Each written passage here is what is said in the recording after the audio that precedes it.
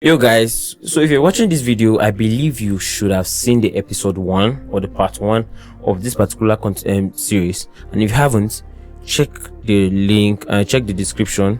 I'm going to be dropping the link of the episode 1 of this, because I said I'm going to do 2 parts, and then this is the second part. So real quick, please guys, I have a song on Spotify. If I have a song on, I just dropped the song. It's on all digital platforms. I'm going to drop the link also. Please stream, I beg. All right, so the last time we're looking at the key of A and we moved to C. All right, now let's move to something else. Let's move to C sharp. Now, what is the next thing you should look at? Next thing you should look at is open voicings. All right, extensions. So like in my course, you guys know these things, right? Those I've got in my course,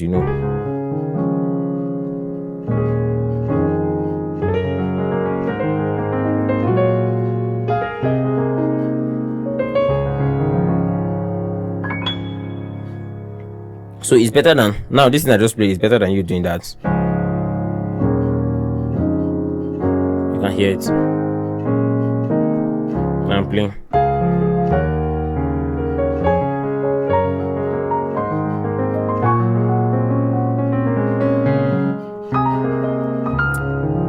You can see how functional my left hand is. Now my hands are not big, so that's why I cannot hold the chord straight. Let's go back to C. It's on C that I know that I can do like this. Let's go back to C. Forgive me, my hands are short. So on the key of C, and how do I play these extensions? I'm going to give there's a way I thought about that in my course, but I'm going to give you a different way now. Now, build harmonies that are in the family of that chord. So on the key of C, if I want to play my do, what are the things that are in the family of what I want to play? A single do, a single one, right? Normal triad is 1 3 4, and I can play it like this. Sorry, I can play it like this. All right, so you can see that I'm building extensions, stretching my left hand to build things around the family of that chord. Now, if I want to play a major seventh now, right? What is a major seventh on the key? Now instead of playing it like, I can play it like this. I can play it like this. I can play that more like ruthless. I've added that.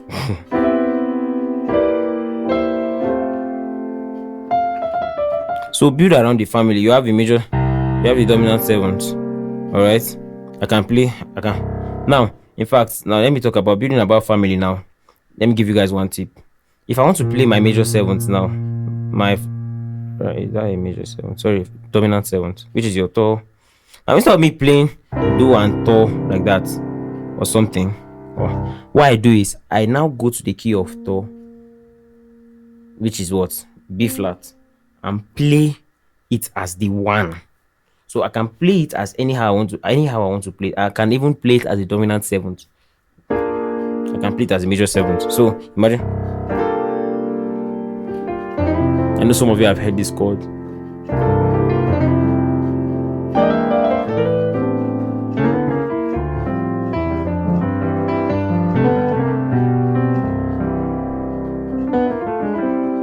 I know some of you have heard this chord. But you get.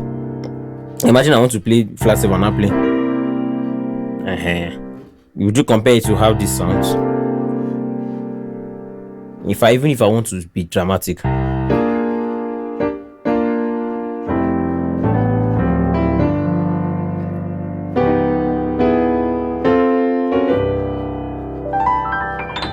So what did I do? I went to this key. That's why I said you should learn all keys. Went to this key, play the major 7th on this key, play it up, play my 1.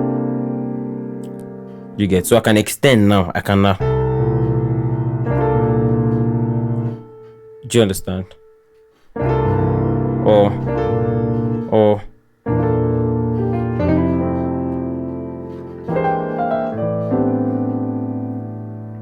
so same thing. I wanted to play mi, la. Instead of having to play, I extended. See how I played the mi. I'm sure not going to go into details of how this came about. All right, but I mean, if you understand the rule of tritone, you should know.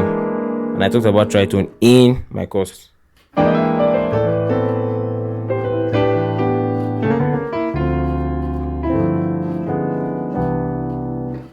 You can hear how sweet that sounds. That is one. Number two, pick melodies instead of like pick choice. Have a good choice of melody, even more than chords. Now, don't get me wrong. Don't say I'm saying you should play any nonsense chord you want to play. But I mean, when your mind is more melody based, you even find the right chords that suits what you want to do or suit what you have to play. Do you understand? So if I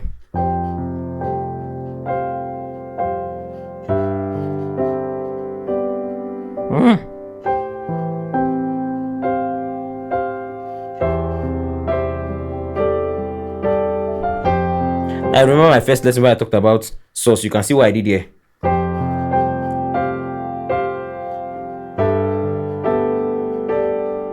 You can see it.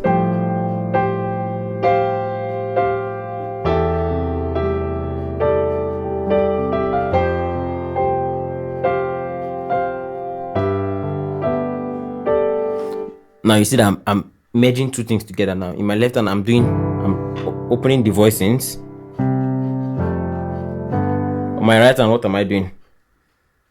Remember the whole heavenly chord thing I talked about in first episode. So now, if you're melody based, now melody based can help you. You remember when I was playing on the key of A?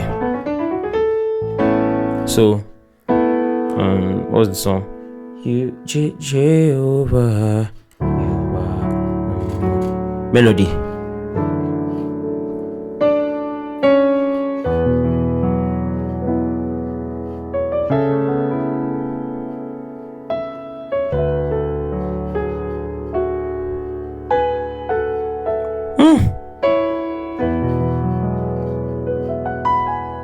You can see melody.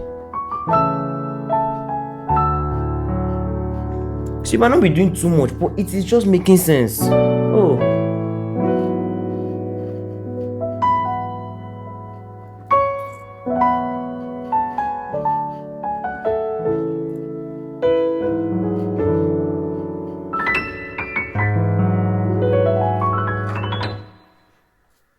Melody is one. One thing that I wanted to forget to talk about is pedal control. I've talked about pedal control in like years back. I'm going to talk about it again. You don't just pedal point, you don't just match your pedal and leave your leg on the pedal. Imagine I'm doing.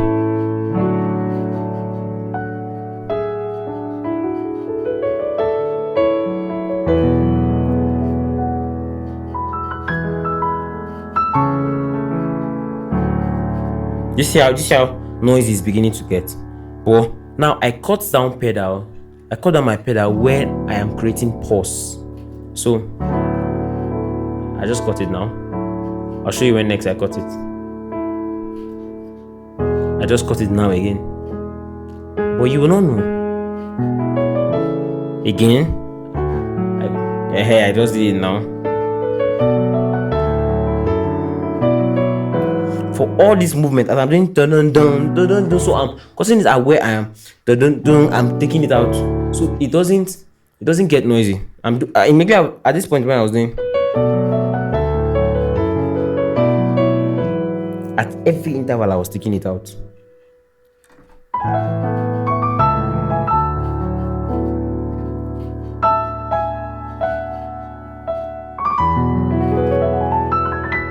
Do you get? So as I'm creating melody and I'm trying to reharmonize this whole chord and stuff, I'm making sure that my pedal is not making everything I'm playing sound noisy. You are good, your mercy is forever.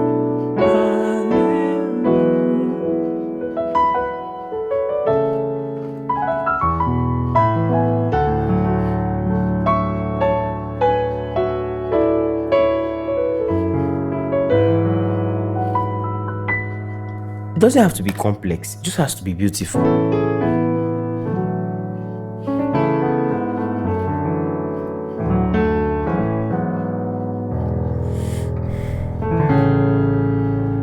Do you understand? So I am not doing anything complex. That's why I said I'm not even spelling notes. I'm not doing anything complex. I'm just picking out melodies are just flowing through. This is why you need to be inspired. God is the author of all inspiration.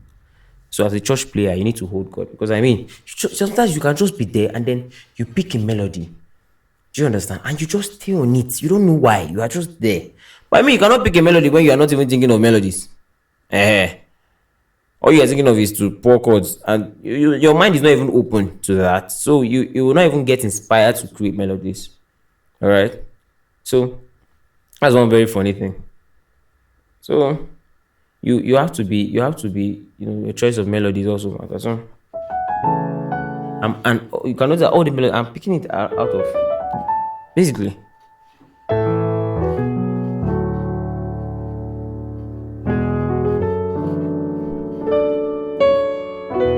Now you can see that some of the melodies I was accenting octave.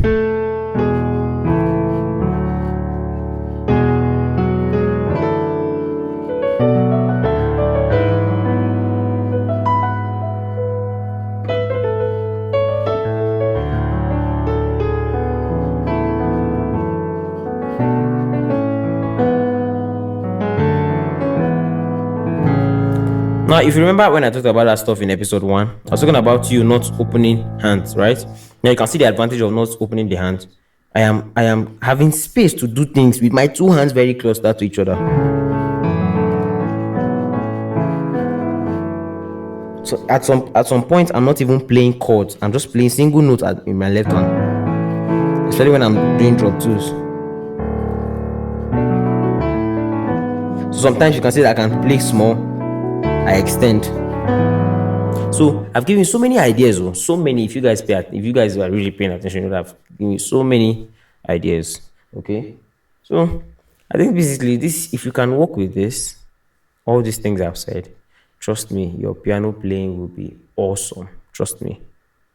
These are one of the few things that some of us struggling with. That's why your play doesn't sound good. You just know bad things. You can, and you don't know how to just.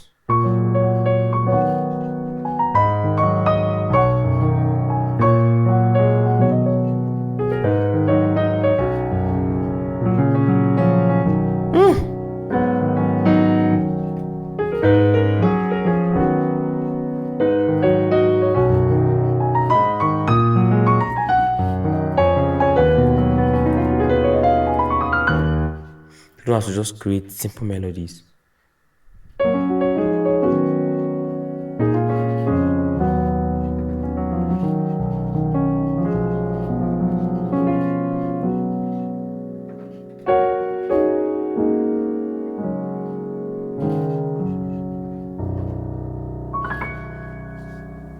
This is the end of this lesson. No? I'm done. That's everything.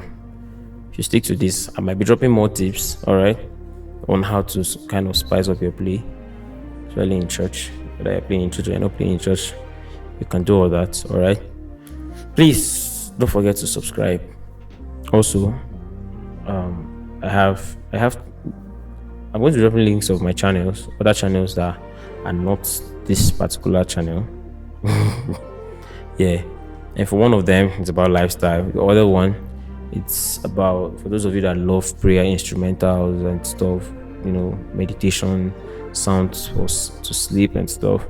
I have them crafted, and most of the sounds I'm even using are from my Logic templates. Most of them. All right, so make sure you check them out. God bless you guys.